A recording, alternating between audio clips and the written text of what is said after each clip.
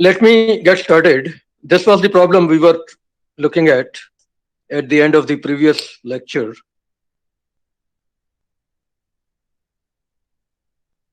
The nameplate of the DC motor or even DC generator typically will mention the voltage of operation, the wattage, nominal wattage, recommended wattage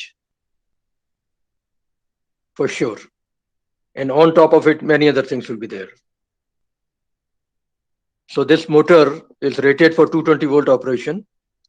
And although they have not given you the rated wattage value, but I guess that's known for sure. It's a shunt motor. So the equivalent circuit looks like this. Of course, there is a bit of a catch that in series with the armature resistance, they are also putting an external resistance. That's the method of varying speed. This is one of the this is armature control of speed. It's a numerical example on that really.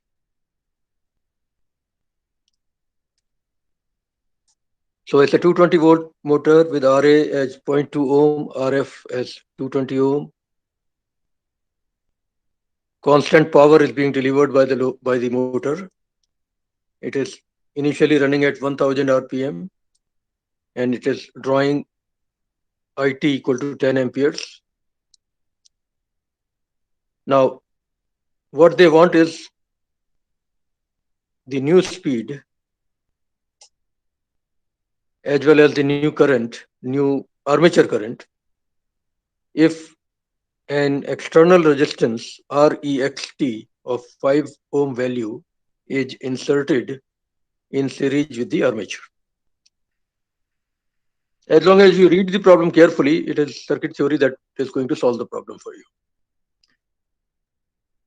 In the first case, R external is 0. All you have got is RA in series with the armature.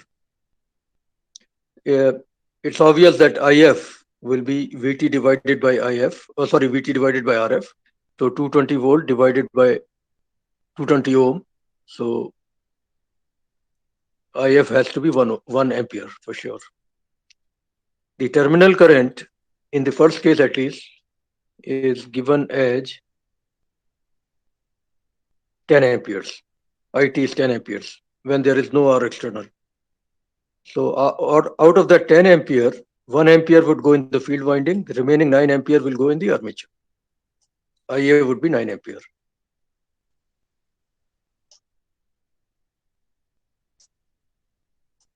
I am repeating all the information given to us.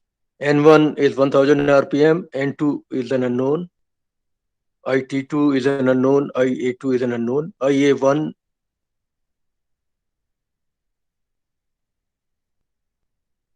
actually IT1 is 10 amperes and IF will not change even if R external is brought in. Okay. So let's tackle this without R external. We get IF equal to 1 ampere and IA1 will be 9 amperes. We have already figured it out. Case 1 is denoted by number 1 subscript.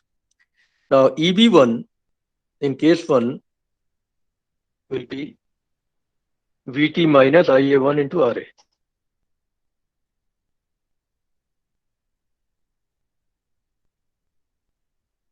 Assuming brush drop is 0. So I do that calculation because I know the value of IA1 as well as value of RA.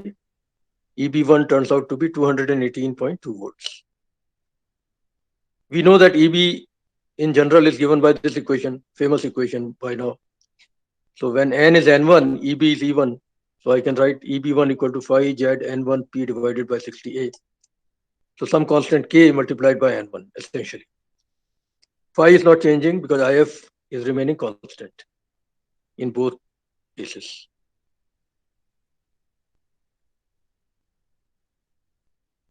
Now in the second case, when R external is brought in, since we are delivering constant power, IT will remain constant in both cases. VT into IT is not changing. So, and VT is not changing for sure. So IT2 is same as IT1. You should be able to interpret the problem carefully.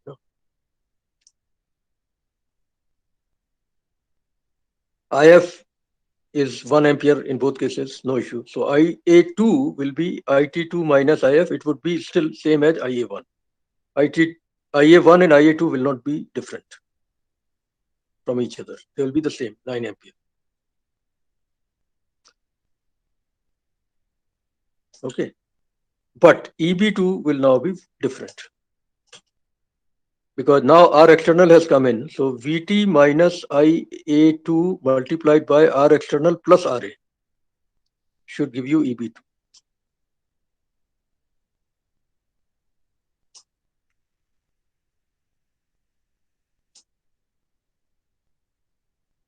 I do the calculation, I get EB2 at 173.2 volts. And EB1 is 218.2 volts. So obviously, in the second case, since EB2 is less than EB1, N2 will be slightly less than N1. EB2 is Kn2, base K is a constant, EB1 is Kn1, so divide the two equations.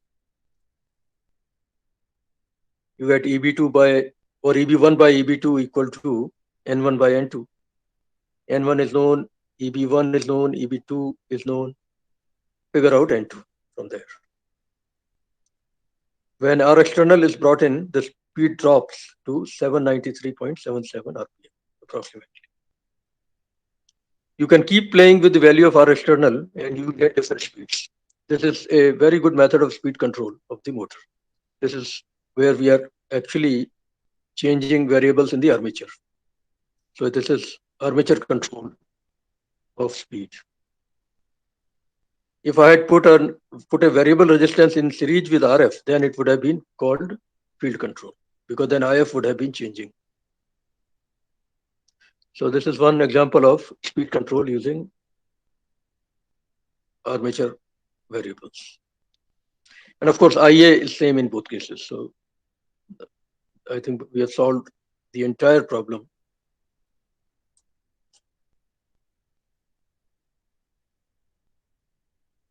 New armature current, which will be same as the previous armature.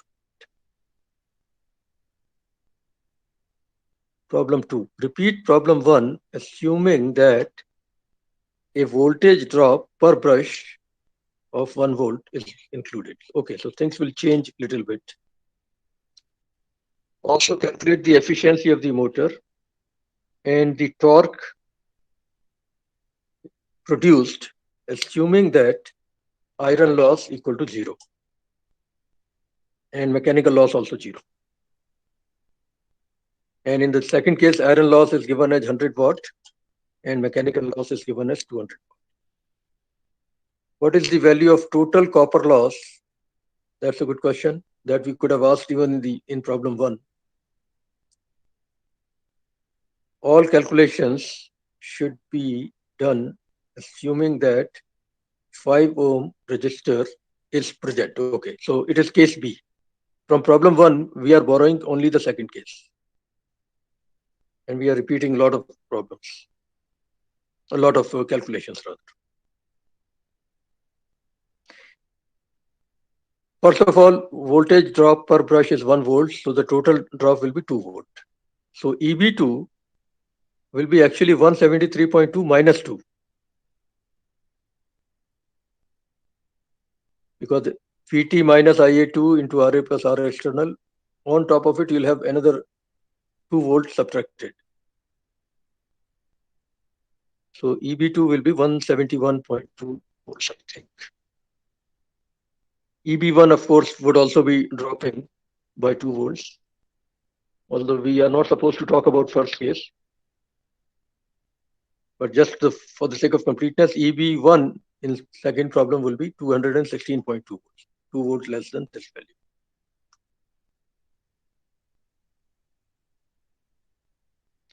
Okay.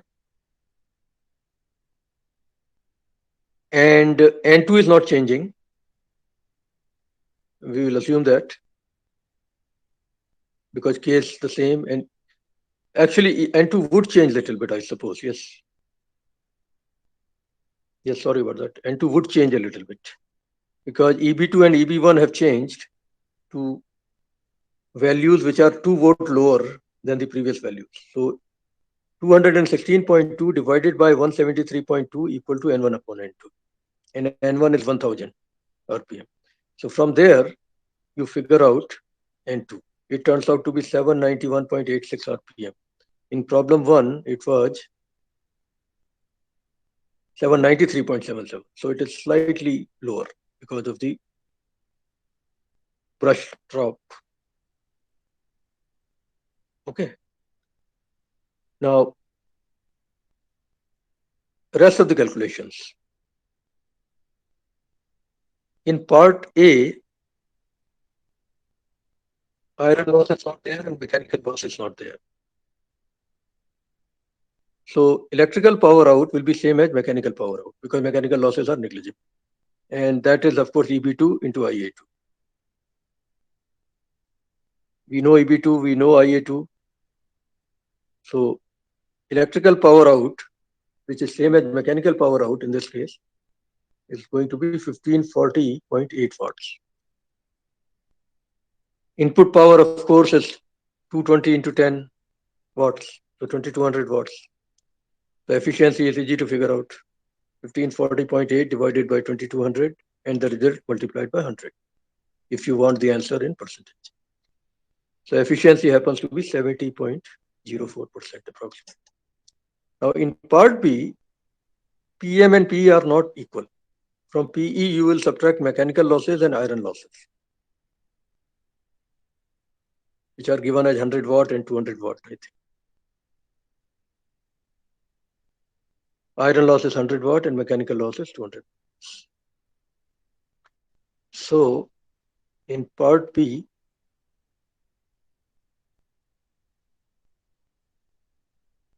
mechanical power goes down further to 1240.8 watts. And the efficiency now calculated will be almost 56.4%. It is getting bad. Now, as far as torque calculation is concerned, it's straightforward. You know N2. So from there, you calculate omega 2. It turns out to be 82.92 radian per second. And then you take the output power divided by omega 2 to get the torque in both cases. Output power is different, but omega 2 will remain the same. Okay, so these are the two torque values. One in the case where iron loss and mechanical loss are 0, in the second case when both the losses are given to you. And the final thing is the copper loss, which is IA2 square RA plus IF square RA. You can plug in the values and hopefully this answer is correct, 236.2 watts. This will not change.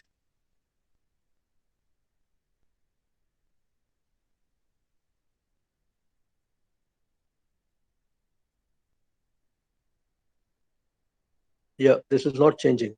The same answer would have applied in problem 1 also, but anyhow. Okay, some more illustrations. Read this, take a minute.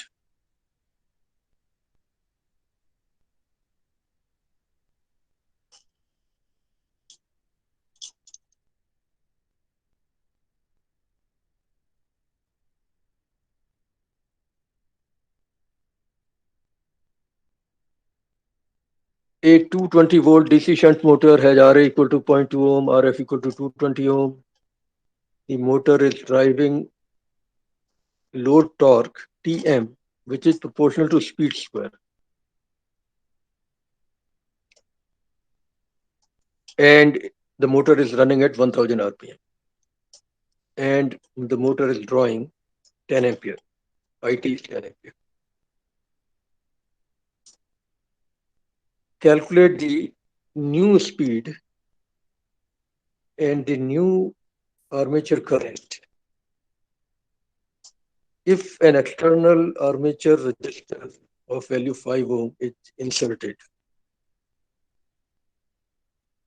This problem is similar to previous two problems. Only thing is here, we have given an additional condition that torque is proportional to square of RPM, which can happen in many practical applications, I suppose. So what would happen in this case? It's a shunt motor. So we again draw the same equivalent circuit. I don't know why it's going this way.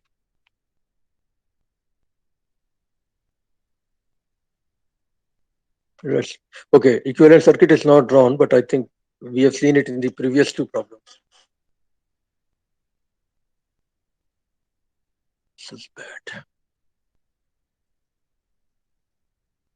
See if I can rotate it for your benefit.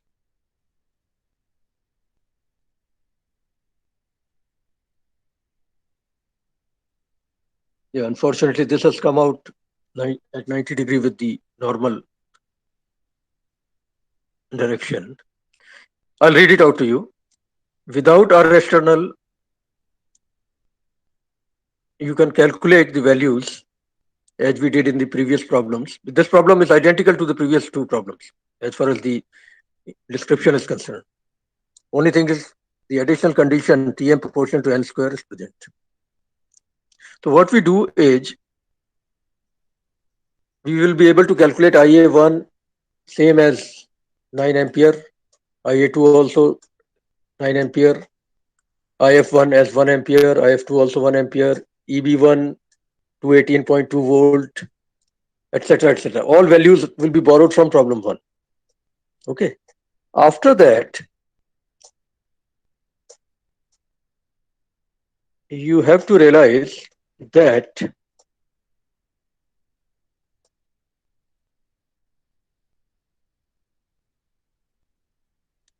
EB is proportional to some constant multiplied by n, right?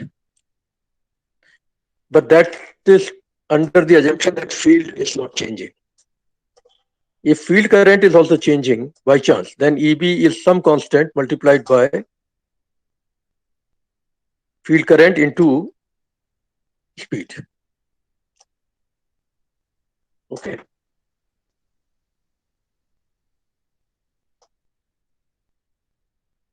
And EB would be multiplied by IA to give the electrical power. And electrical power divided by omega gives you torque. So what I'm doing is I'm writing torque as something, some constant, known constant multiplied by IF into N. Sorry, I'm not torque. I'm writing EB as some constant multiplied by IF into N. And I'm writing torque as some other constant multiplied by IF into IA.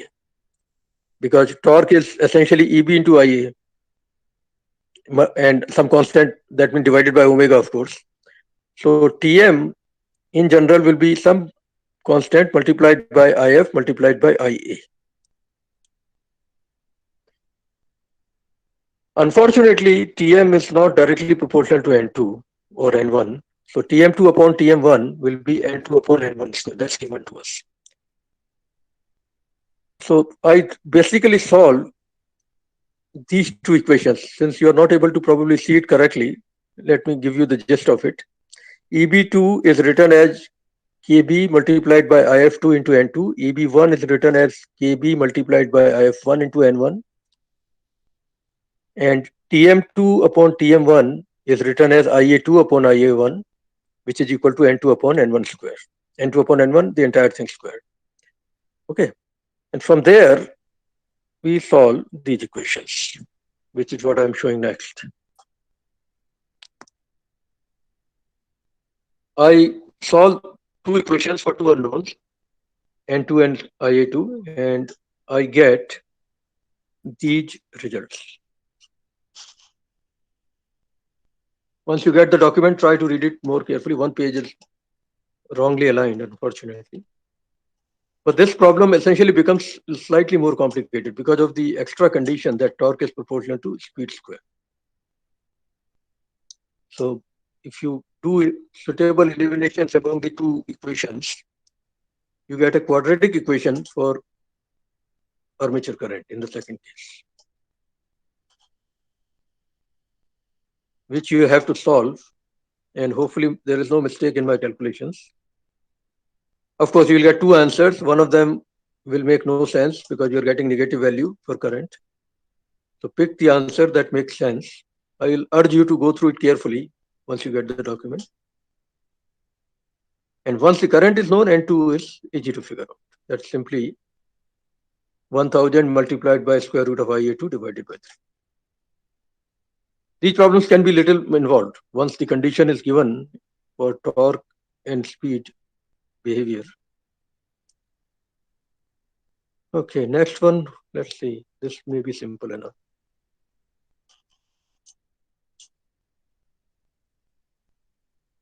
A DC shunt motor with Ra equal to so much, Rf equal to so much, we are still maintaining same values that we started with, running at 1000 RPM and it's drawing 20 amperes from a 220 volts.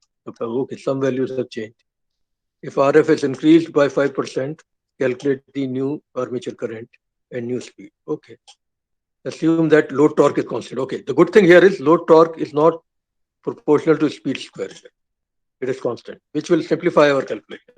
No quadratic equations, nothing.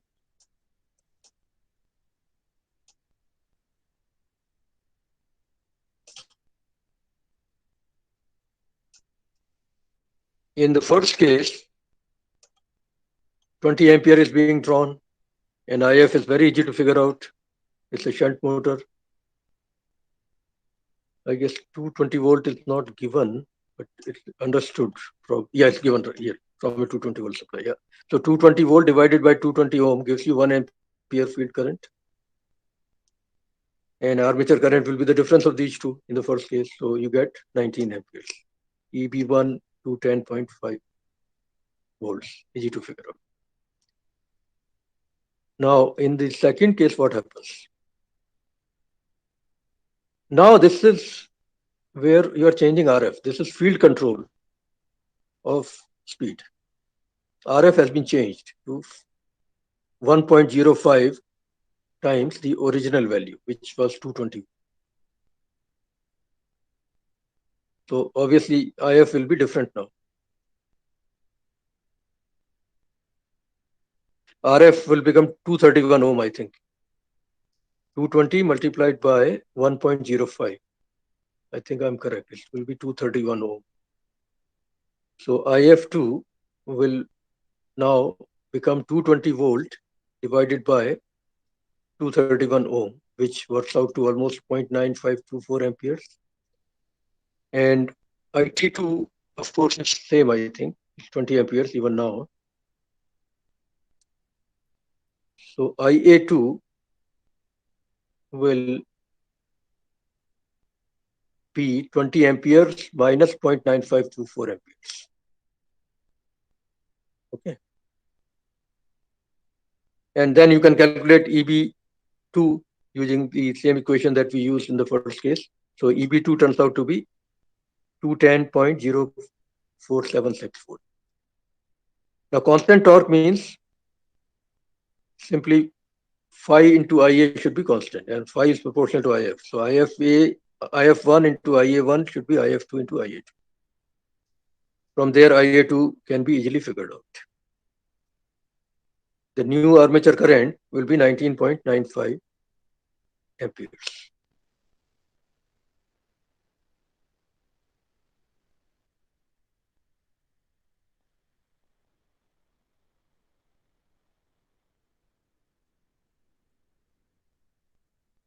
Yeah, this IA2, 19.0476, you can discard that value. The actual value turns out to be this much. And then, of course, you take the ratio EB2 upon EB1 equal to IF2N2 upon IF1N1. From there, you figure out the new speed. So you see that here, by introducing more resistance in the field winding, the speed has gone up. While for armature control, we saw that speed was going down. That's a very interesting thing to notice.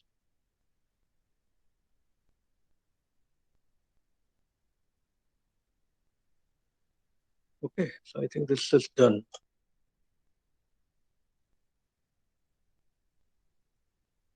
The last set of problems before I go to other things is this.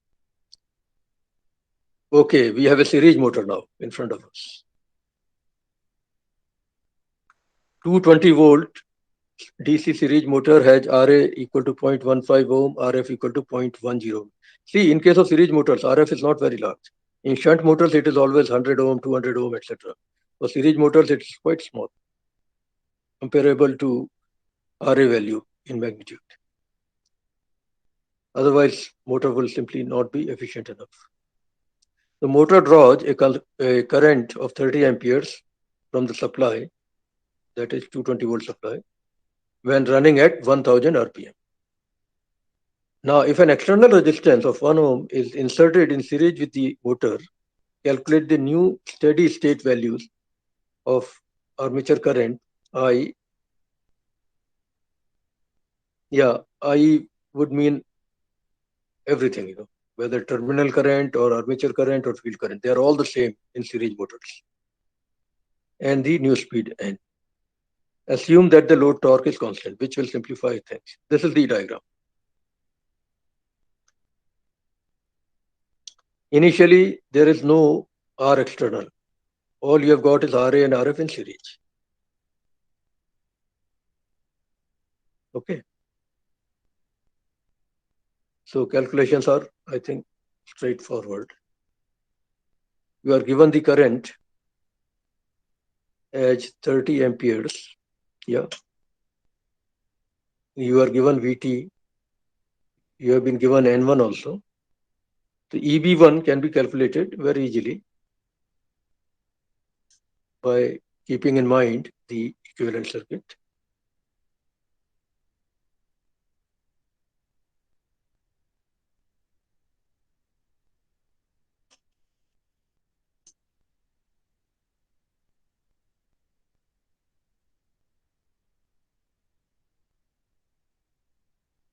Okay. Now, in the second case, first of all, constant torque means Tm1 equal to Tm2. And in series motors, we know that torque is proportional to Ia square. We have proven it already. So if the torque is constant in both the cases, Ia1 and Ia2 have to be the same. That means in the second case, armature current has to be same as that in the first case, which means 30 amperes. But look at the rest of the story. In the second case, you have brought R external in series with RA and RF.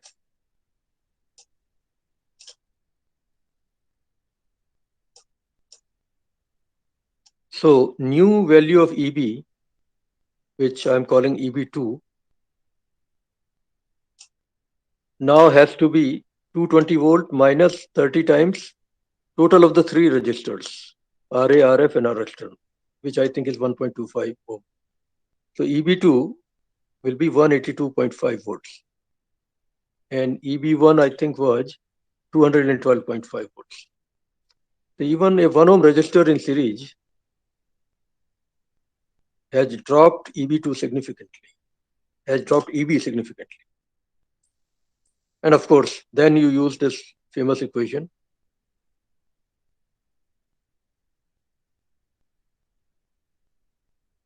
Phi Zn P by 60A.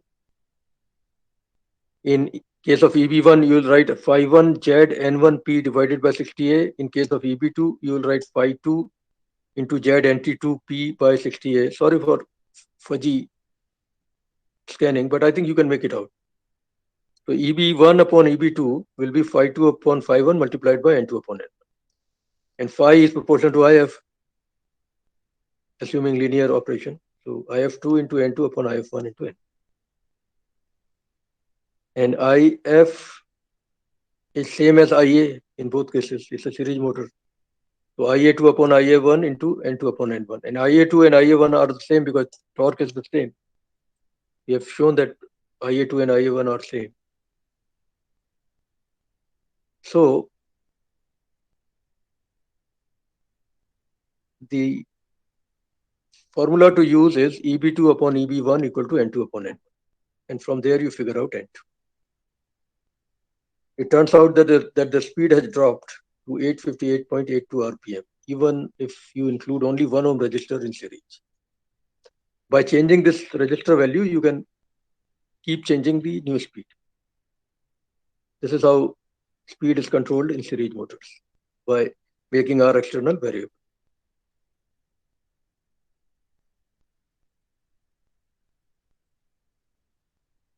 Okay, now again repetition. Okay, once you talk about square law, things get messy. Maybe I'll ignore it for now. You'll get a quadratic equation, I'm sure. Yeah. Yeah, you get a quadratic equation for. Go through it carefully. If you don't understand it, just forget it. I don't want to complicate your life too much. But be aware that in real life, this assumption may be necessary. So look at this solved problem carefully.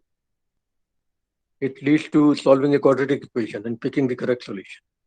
As soon as torque becomes proportional to n square, even in series motors, you get a quadratic equation. I want you to look at this solution carefully. Let me move to the next. A lot of simple problems now. 500 volt DC motor draws armature current of so much, full load, calculate the value of the back EMF if the armature size. Yeah, this should be very simple.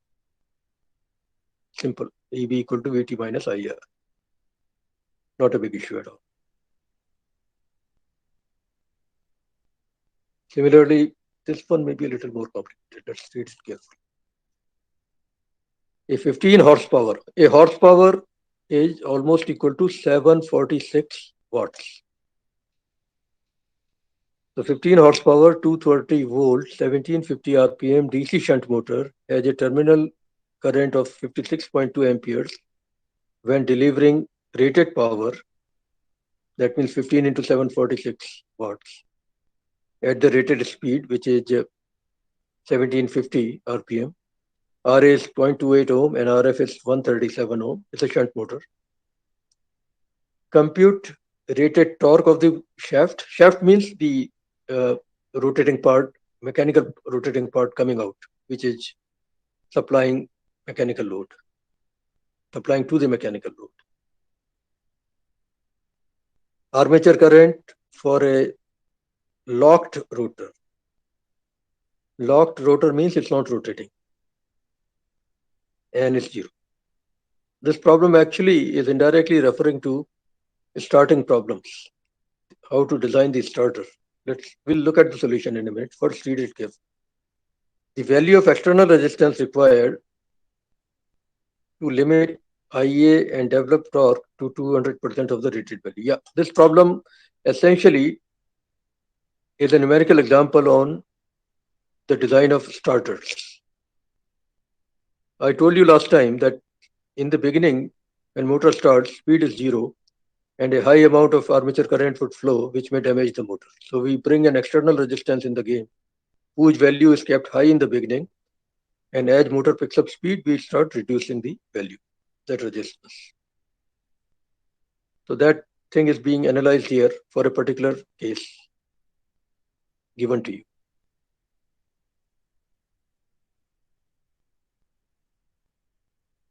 Mechanical power out is 15 into 746 watt, which is approximately 11190 watt.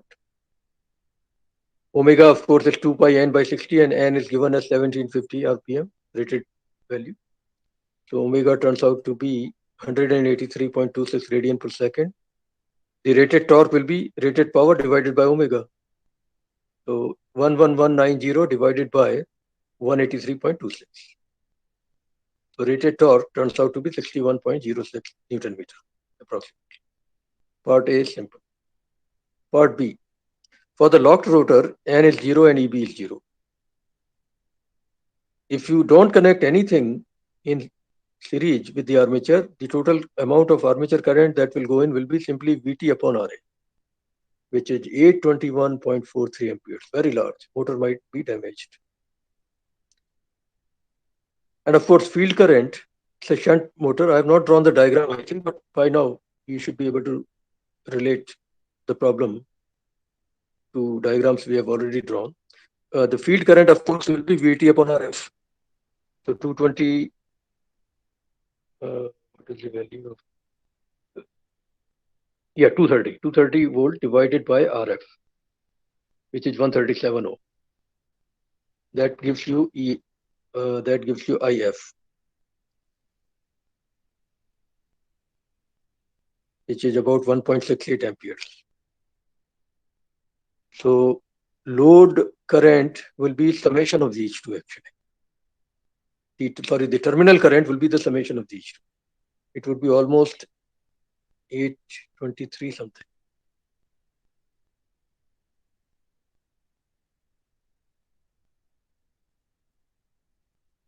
Okay.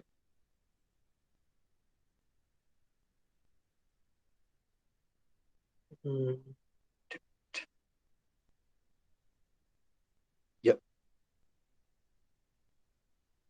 The terminal current will be armature current plus field current. You can calculate that value very easy. Part C is very interesting. The value of external resistance required to limit IA to 200% of the rated value. Rated value was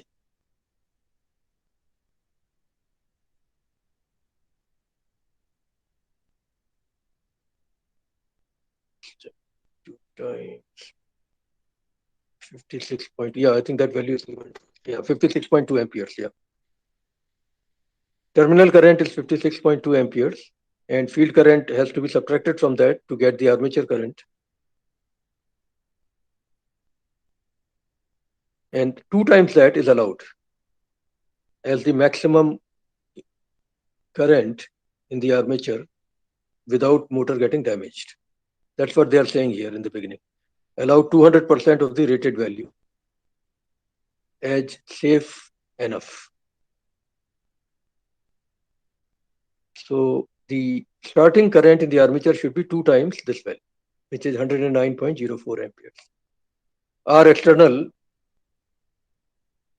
required will be obviously 230 volt divided by this current, and from there you subtract RA, because it's a series combination of RA and R external. That would be in the total resistance. So the R external required will be 1.83 ohm if you want to satisfy this condition, that the starting current should not exceed 2 times the rated current. And we are talking armature current here. For torque also similar things can be done, although I have not done it, but it's possible to. But I think this is enough for our understanding of the situation. I'll come to torque later if possible. A 220 volt DC series motor, again a series motor, has RA equal to so much, RF equal to so much. Motor draws 30 amperes from the supply when running at 1000 RPM. Now a diverter resistance is connected across the field coil. Very interesting case. We saw that in generators also. Calculate the new steady state. Steady state means we are ignoring transient behavior. That means you apply circuit theory with no time dependence involved. Calculate the new steady state values of armature current and speed. Assume that the torque remains constant. Okay, so this is what it is. In case 1, there is no diverter in parallel with RF. In case 2, there is a diverter resistance in shunt with RF. So essentially, you have to do the circuit analysis in both cases. Both torques are constant, have the same value. But you got to be a little careful in interpreting that result. In the first case, let's look at the first case carefully. Here, field current is same as armature current. No issue at all. So torque is proportional to Ia square or Ia1 square in first case. In the second case, torque will be proportional to multiplication of Ia and If. If is not same as Ia because of the diverter. If2 will be different from Ia2 because diverter will take some current away. So I'm writing for the second case this equation, KT into Ia2 into If2. While in the first case, of course, it's Ia1 square because Ia1 and If1 are the same. And of course, I have made all the rest of the calculations. In the first case, EB1 is very easy to figure out. In the second case, calculations are slightly more involved.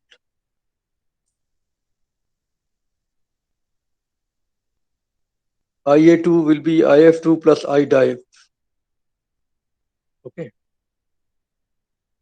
And R dive into IF, or rather R dive into I dive will be RF into IF2. That's obvious.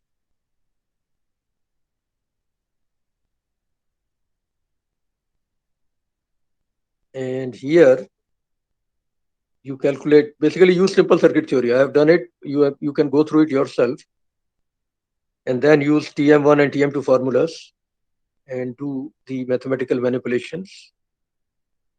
It's a little more complicated to solve all this. And you get kind of a quadratic equation again, although it's not that complicated in this case. So try to solve it yourself. Try to look at the solution first. It's manipulating what you're getting. Diverter presents basically complicates the circuit analysis. I think I've done it right. You can go through it yourself. So these are the kind of problems that are typically encountered when we talk about DC motor, speed control, etc., etc. Now let me go back to starters and show you a small PPT.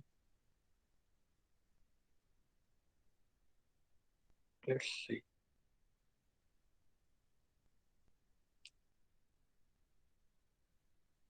If I can open it.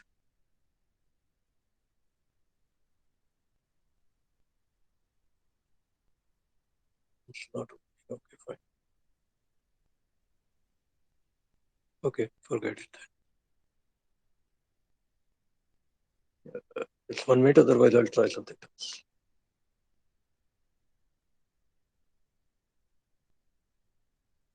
Yeah, okay. It is.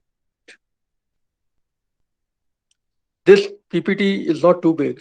It is reiterating things that I've been telling you about starting of DC motors.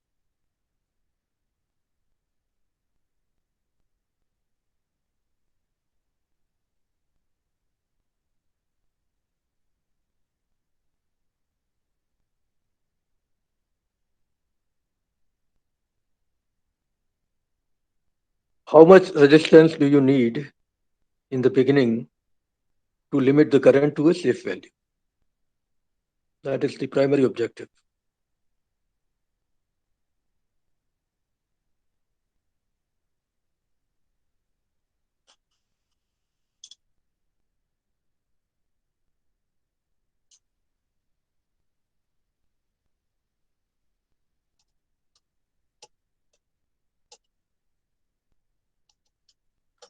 Blocked or locked rotor means N is 0.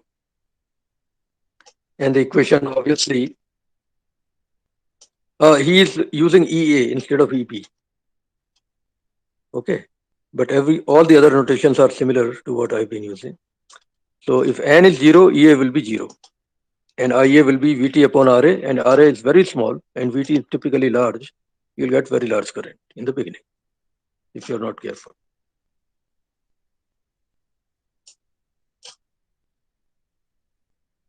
Yeah. At startup, EA is 0, since N is 0. So the armature current will be Vt divided by Ra. which is large enough. Okay. This one is very funny to negotiate. Anyway, I'll try. Yeah. So your objective is to put an external resistance in series with the armature so that the current is brought to a lower value, even in the beginning.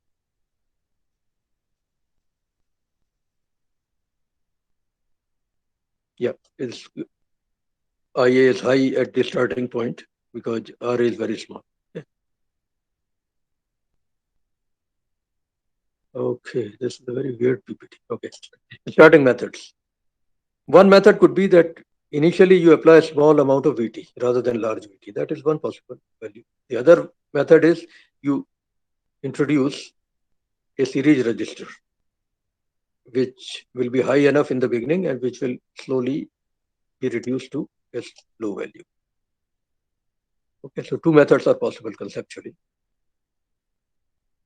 Oh, God. Yeah, here is the diagram. This is actually what I wanted to show you. That was the primary objective of this PPT. This is an implementation of the theory.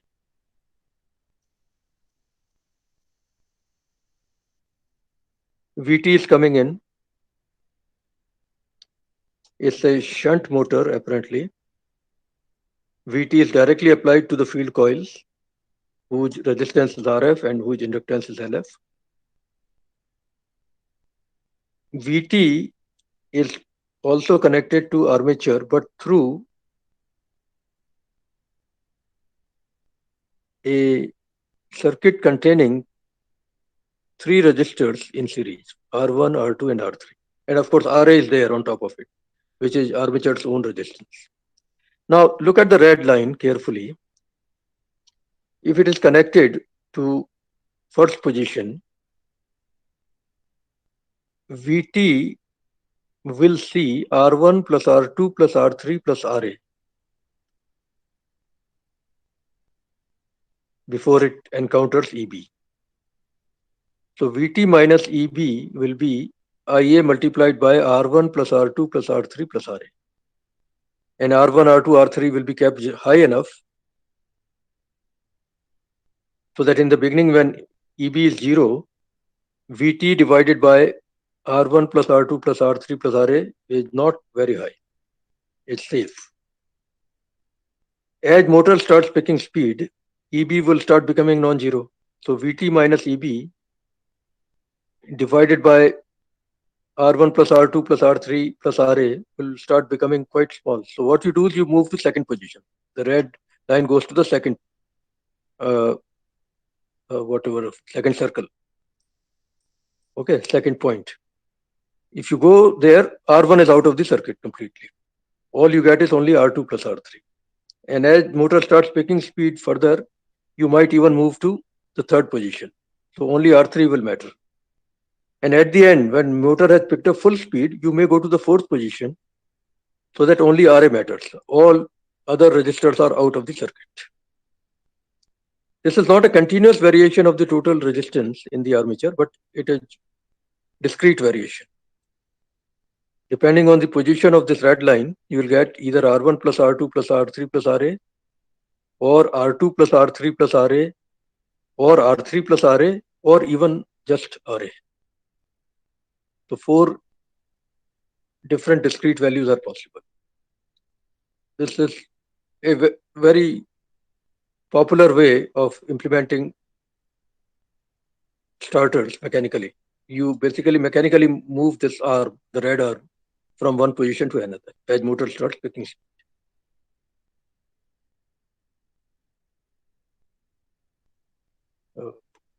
Okay.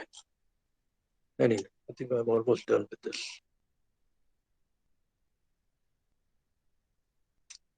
This guy is not easy to navigate. Anyway, so I think I'm done with this. This was the one I wanted to show you primarily. This is a practical implementation of starting theory. Okay. Now let me get back to my other documents.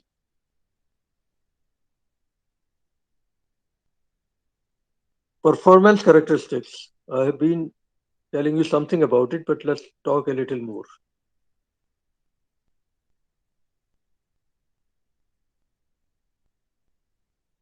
This is a printout from some website. The name is given here, but it basically captures what I think you should know.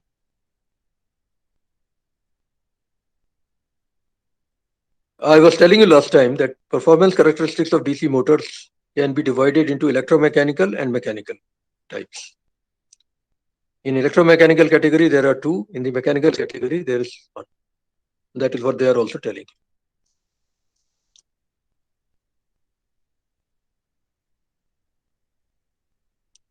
Torque versus armature current, that is one electromechanical characteristic. Speed versus armature current is another electromechanical characteristic because one variable is electrical and the other one is mechanical. And speed versus torque is purely mechanical characteristic. All are important. And last time I did some derivations to predict how the characteristics would look like for separately excited motor, for shunt excited motor, and for series excited motor, etc., etc. The basic formulas to use in analyzing are these. I have also done something similar in my notes.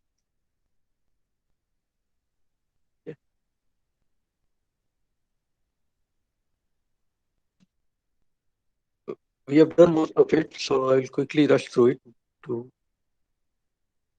give you the gist of it. Yeah, I wanted to show you this, sorry, practical side. We can prove this, and actually we have proven it in my notes, that this is the performance, this is the set of performance characteristics that you expect from a DC series motor. Torque versus armature current looks like this. Speed versus armature current looks like this. Speed drops significantly as armature current goes up. And speed versus torque looks like this. There is a safe range recommended by manufacturers that you should normally operate within, so that motor is not pushed too much beyond its design limit. Okay. In case of shunt motors, also similar graphs have been drawn based on theories. I think I did most of it in my notes also. Shunt motor is a reasonably constant speed motor. If armature current goes up, the speed drops, but not too much. I derived an equation in my notes to prove this. Speed versus torque is also not bad. Speed drops a bit if torque goes up, but not too much. And torque is almost linearly proportional to armature current. I have proven that also. By the way, shunt motors behavior and separately excited motors behavior are almost identical as far as the performance is concerned.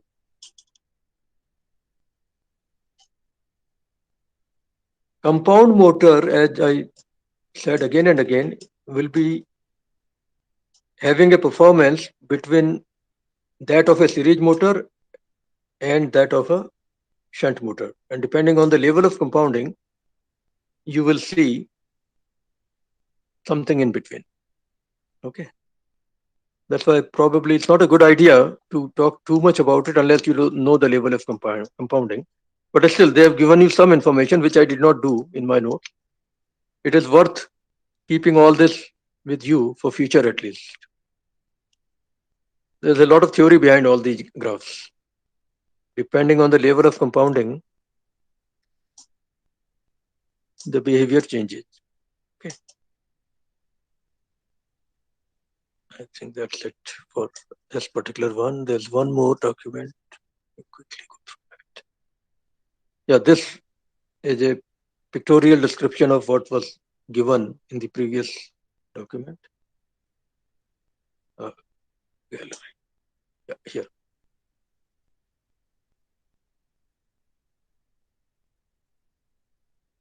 A summary sheet for the performance characteristics of shunt motors and series motors. Compound motor has not been included in this image. That would be in between the two. Okay.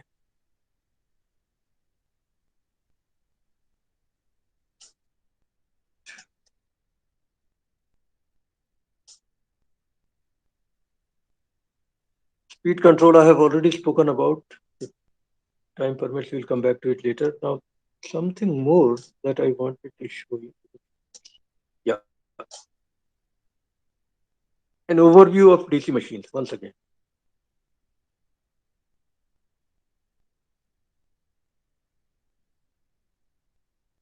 I've shown you many of these images in other PPTs. This is how DC machines look like. Stator is on the outer part, or stator is the outer part, and rotor is in the center. Okay. Machine means it could be generator or motor. You know principle of operation. This diagram we have already seen how unipolar voltage is generated in case of a generator. Parts of the DC machine. You know all this. It's a reminder of what we have done so far on this subject. Okay.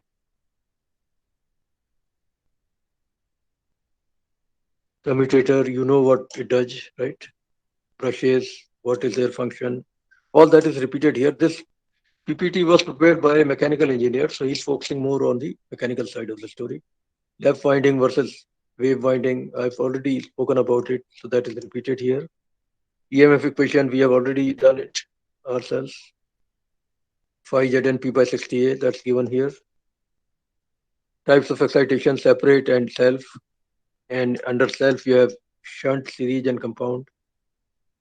This is, so he's doing all that. Okay. Governing equations, I think I have been deriving them in theory as well as when solving numerical problems. So this could be a good PPT to keep with you in case you're not sure about something.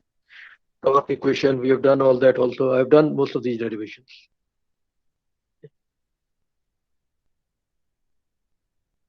This diagram is similar to what we have seen in the other PPTs. So this PPT is, yeah, there's something there at the end, which may be interesting. Servo motor is an interesting variation of DC motor.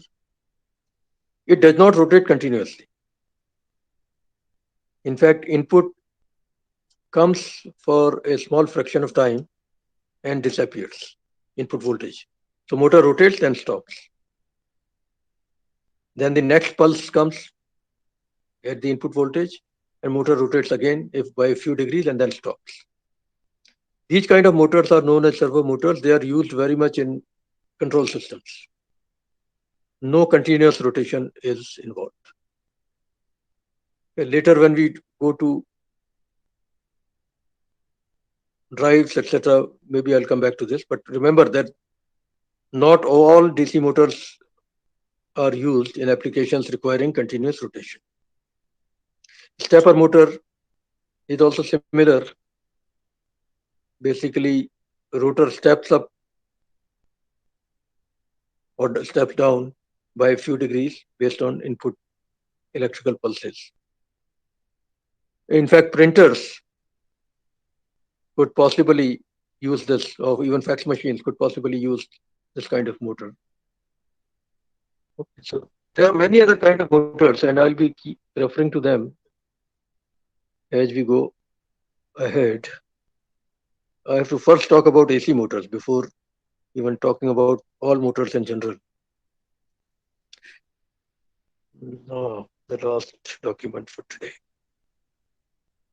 I'll watch. I've shown you this document, but I had stopped at generators. Let's see what he says in the rest of the document.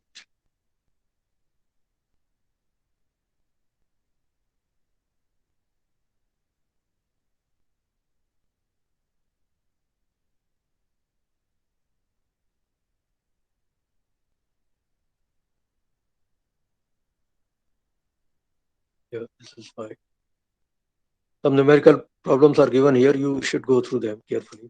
These are for DC generators, but I think he has enough numerical problems on DC motors also.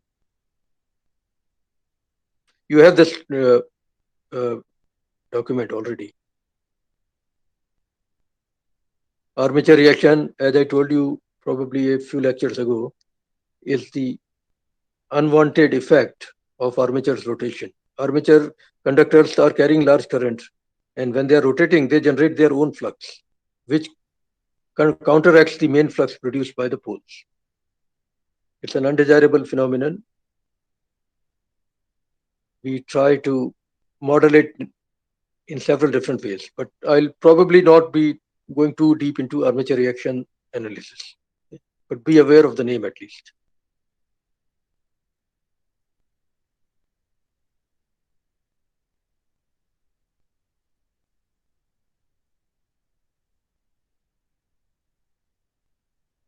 Yeah, compensating windings are used on the poles to compensate the effect, to compensate for the effect of armature reaction. Okay, this yeah, we have already gone through. I want to move to motors actually.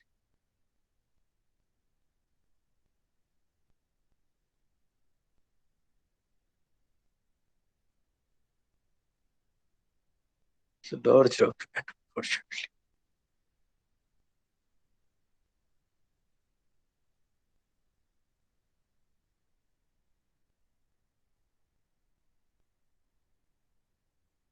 There's a lot here that you may not want to read right now, but someday it may be interesting enough for you.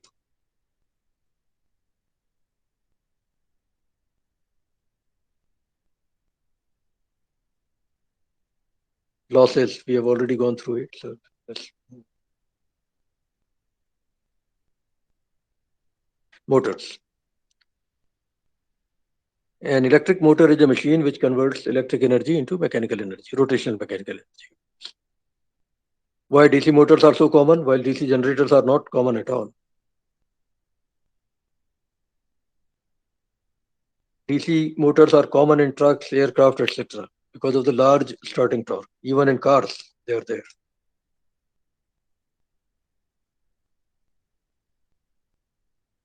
Rear view mirrors are controlled by DC motors.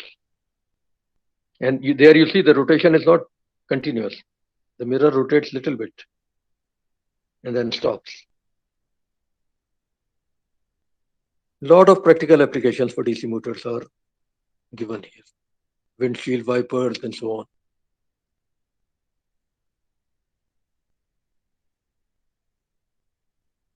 Theory is well known to you. Let's move forward. Yeah, the tools. Fine, we know all this. Back EMF, we know the formula, etc. We have done most of these things. I want to show you numerical problems, if there are any. I think there are. Permanent magnet DC motor is one where there is no field winding. You only have natural magnets supplying the flux. For small powers, that is probably a good solution. But for large power applications, it's not. He's showing you one permanent magnet motor by opening it up.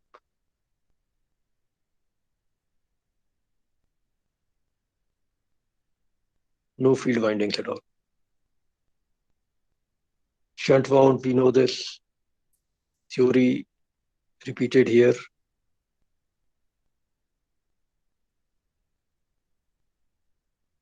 Motor characteristics. I was telling you, and he is also telling you the same. There are 3 different types. And he has done the derivations as well. If you don't like what I did, you can probably go through this. Okay. So he's proving why motor is behaving the way it is. I also did the same thing in my notes. Yeah, all these things repeated.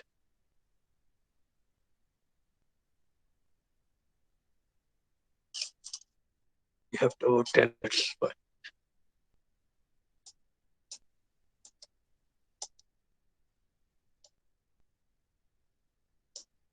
compound wound motor is discussed here quite a bit in detail. Right now, do not worry too much about it. Be aware that an analysis is available. A starter, he has examined the topic. Quite interesting. Yeah, this is the diagram I was also trying to show you, roughly. in the other PPT. Basically, the arm moves from one position to another to continuously reduce the total resistance in the armature.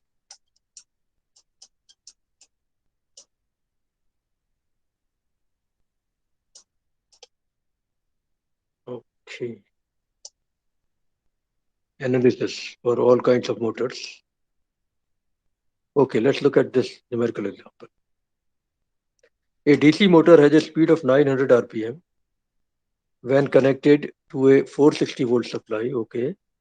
Find the approximate value of the speed of the motor when connected to a 200 volt supply. Okay, so they're playing with the terminal voltage. Assuming the flux decreases by 30% and neglecting the armature would drop. Okay. So armature resistance is almost zero. Fine. So what he's doing is he's writing the formula for EB in both cases. Some constant K multiplied by phi into N. He's using small n. When I do it, I use capital N. But besides that, I think he's doing everything in a similar manner. EB is proportional to phi into N. Okay.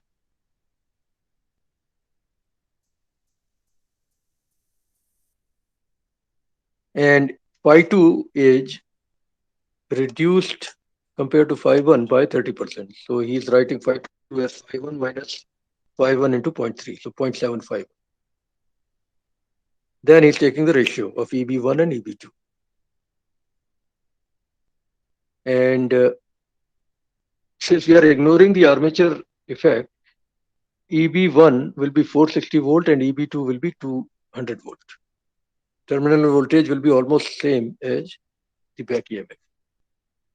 That's why he's putting these values, 460 and 200 volts. Phi 1 cancels out, and N2 is the only unknown left. You can do the calculations. It turns out to be 559 RPM. So by reducing the terminal voltage, the speed has dropped, obviously. Instead of 900 RPM, it has come down to 559 RPM. More problems.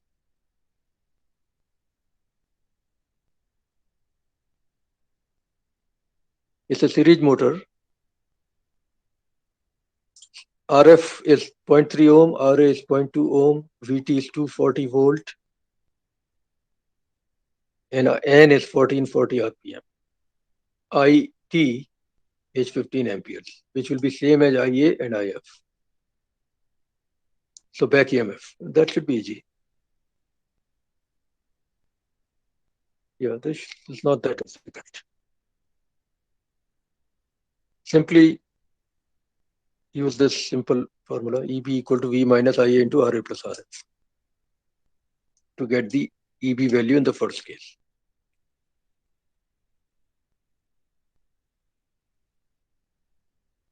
In the second case also, all IA has changed to 30 amperes. So you calculate the new EB value. But in the second case, the flux has doubled. So phi 1 upon phi 2 is 1 by 2.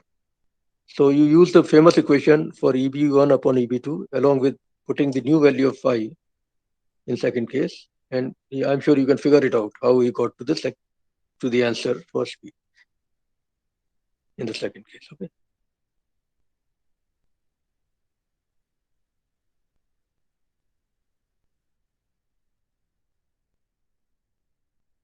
Again, speed control example.